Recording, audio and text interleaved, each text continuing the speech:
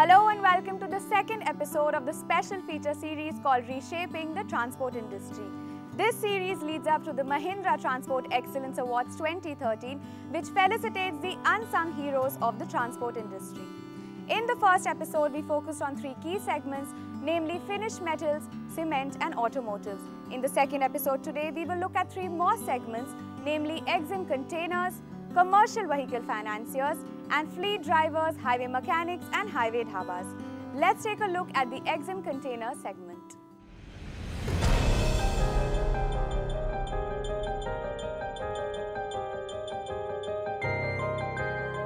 Ships are the oldest and most efficient mode of cargo transport in the world. India has a coastline which stretches over 7,500 kilometers and is serviced by 13 major and 187 minor and intermediate ports. 95% of India's foreign trade takes place from these ports. They have a crucial role in the world's container trade.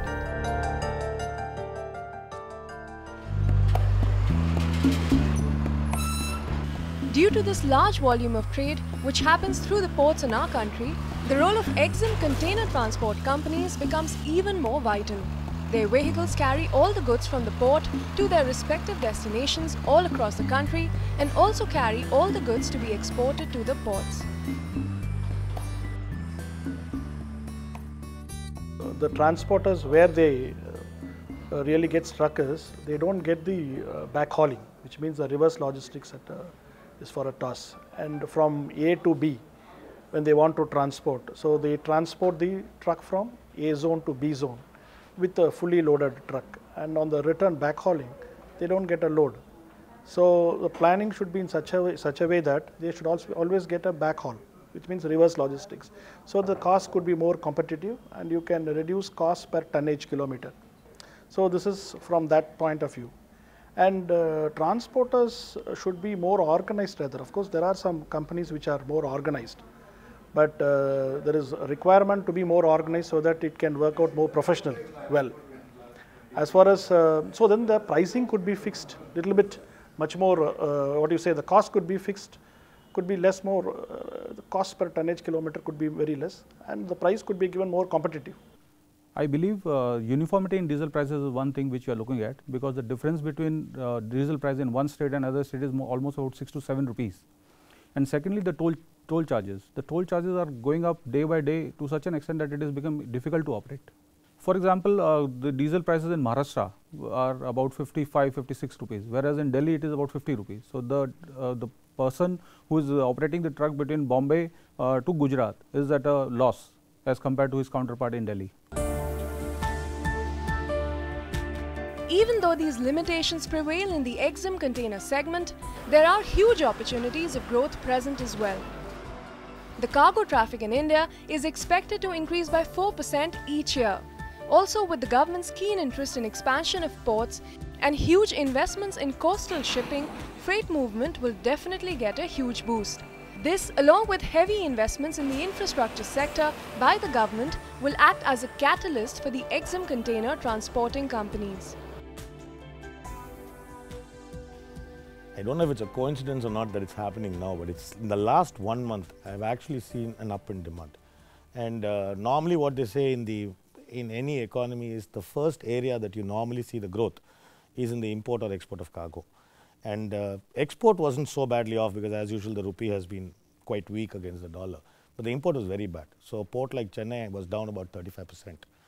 And that first reflects on us, because suddenly I see 10 vehicles standing in my shed with no loads. In the last month and a half or so, customers who actually would take other facilities of mine, like maybe customs clearance or warehousing, but would do the transport themselves, actually have been coming back to me and asking for the transportation as well, because obviously then I understand there's a shortage of trucks in the market. So I'm optimistic about it. I'm quite optimistic about the future.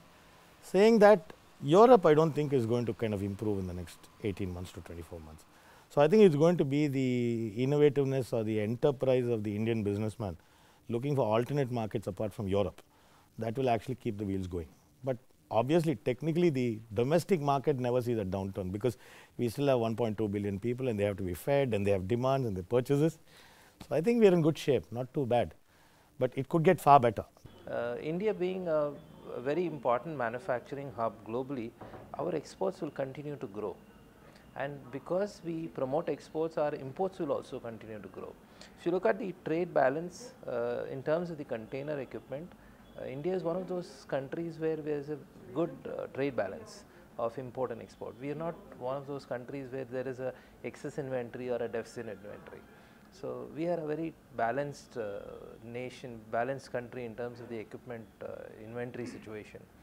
And so the movement to and from the port will always be balanced. So I look at it this as an opportunity. So that was the EXIM container segment. It's time now for a short break, but on the other side we focus on the commercial vehicle financiers. Stay tuned.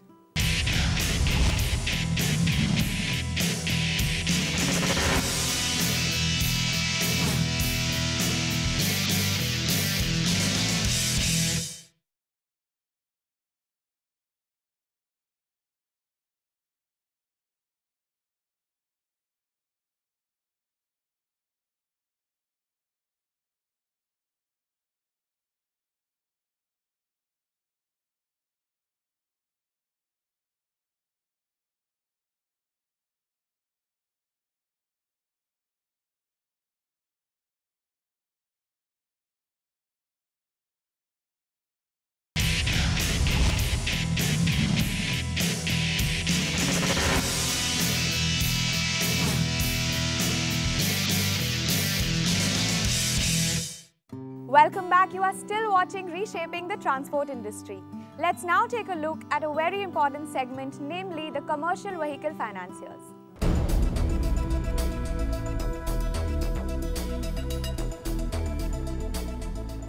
Roads are the main mode of transportation in India and handle 65% of India's total freight movement.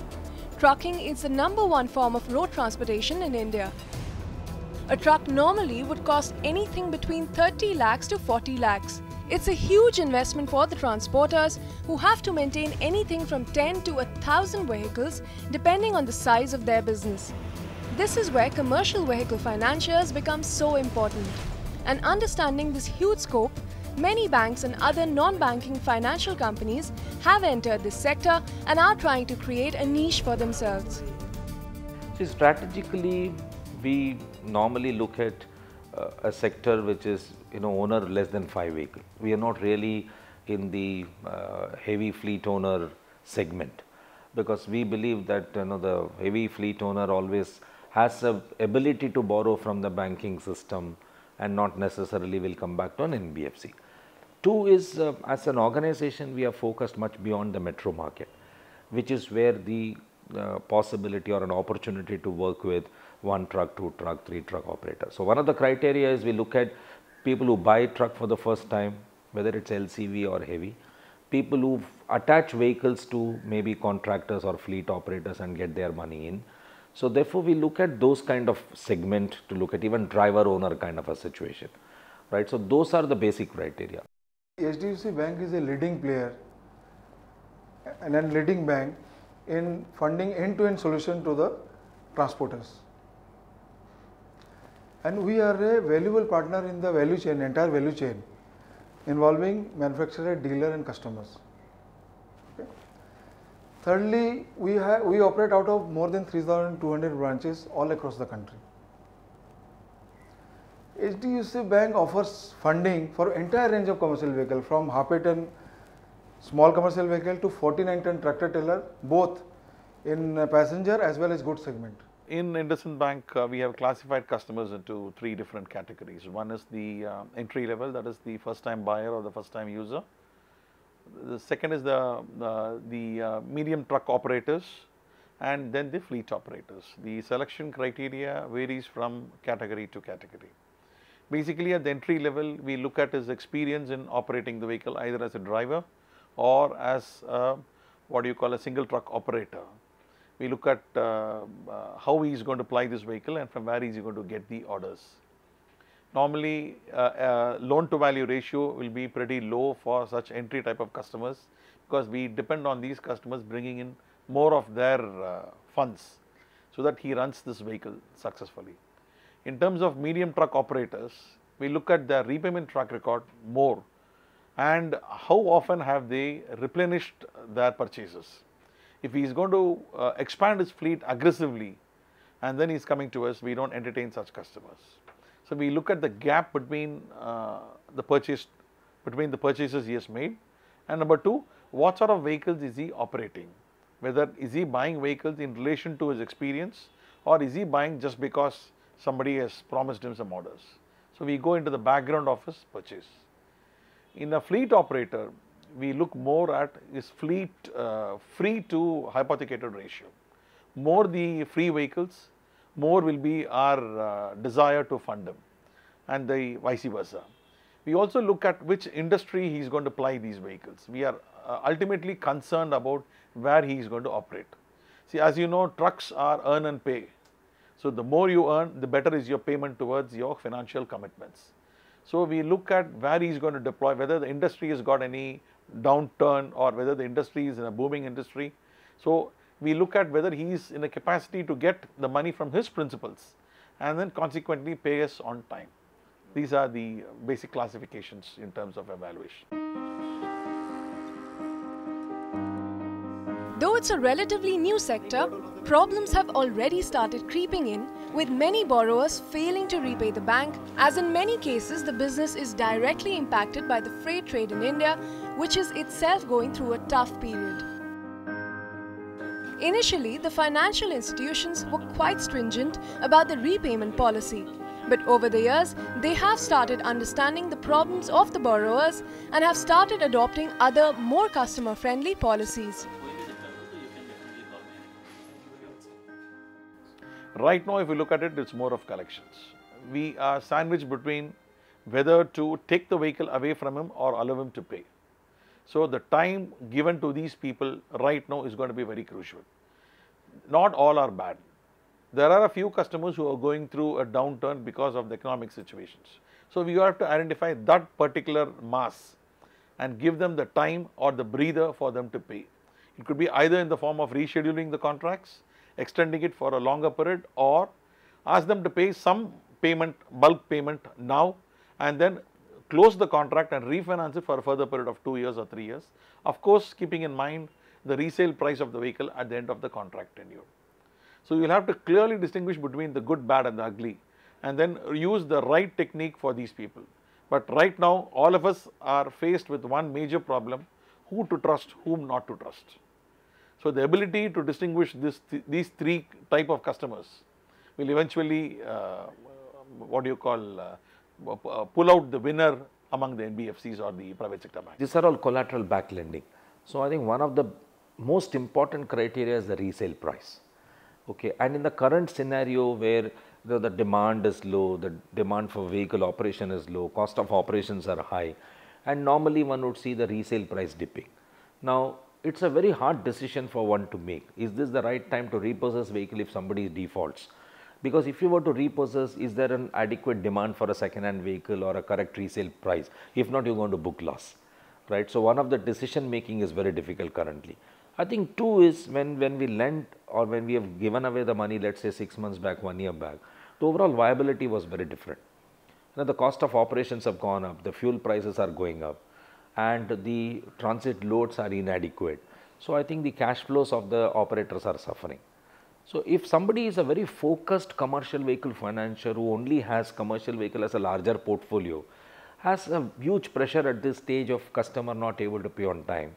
So one of the challenges is to start identifying very clearly between intentional defaulters versus circumstantial defaulters, right? And which is where comes the operator's experience and how long he has been in the business, and therefore you're willing to work with him and give him more time. The future of road transportation in India is looking bright, with huge investments being made in road infrastructure by the Government of India. This, coupled with the advent of new age commercial vehicles, will give a huge boost to the demand of commercial vehicle loans, thus ensuring steady growth for the commercial vehicle financiers.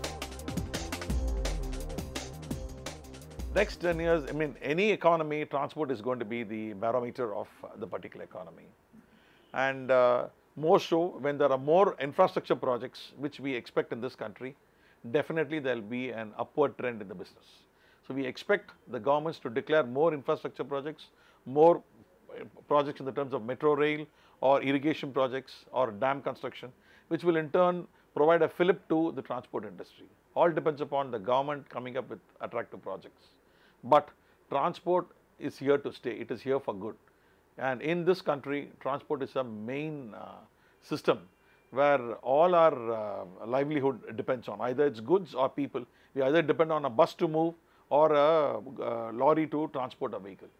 That's going to be here for long. It's time now for a short break, but on the other side, we focus on some key components of the transport ecosystem.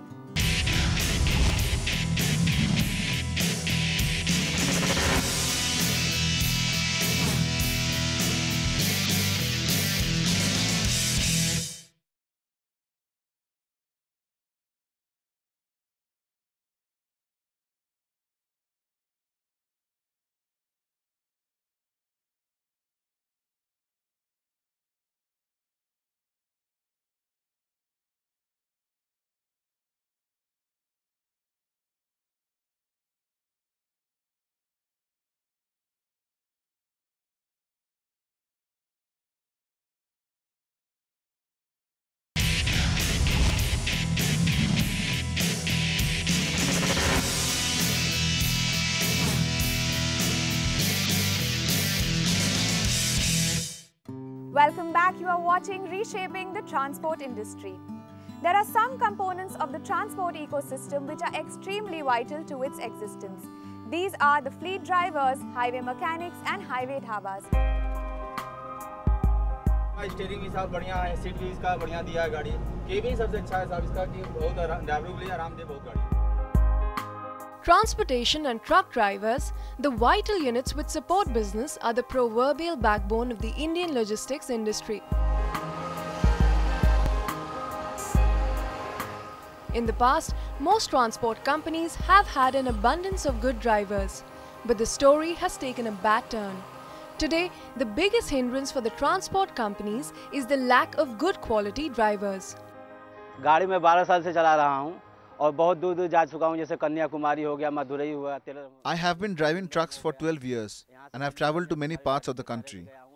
The problems that we face on the road are road taxes, tire withering, bad food, diesel theft and lack of sleep. और जो है कि जैसा road टूटा हुआ है तो हिसाब से गियर में चलता है, टायर का बचत, हर चीज़ का बचत, मतलब ये सब मुश्किलों का सामना करके तब कन्याकुमारी पहुँचते हैं हम लोग गाड़ी को। खाना पीना खाते पीते, मतलब कहीं मिलता है खाना कायदे का भी मिलता है, नहीं भी मिलता है कायदे खाना, सो पाते हैं, अगर कहीं सो दिए तो कहीं डीजल का टेंशन रहता है, इसका टेंशन आता है, मतलब बहुत सारी दिक्कत आती है। The major challenges today in this industry is basically the drivers. The driver part is the major challenge, which we are now streamlining. We are trying to bring in new ways and methods where we can capture their data and analyze what they are doing. So that is the most grey area here. The driver issues are the main areas, because today if you see the vehicles have all improved. I mean the technologies have improved, vehicles efficiencies have improved. So the industry as such is growing. I mean, but the real challenge is how we maintain these drivers and how we, educate them, how we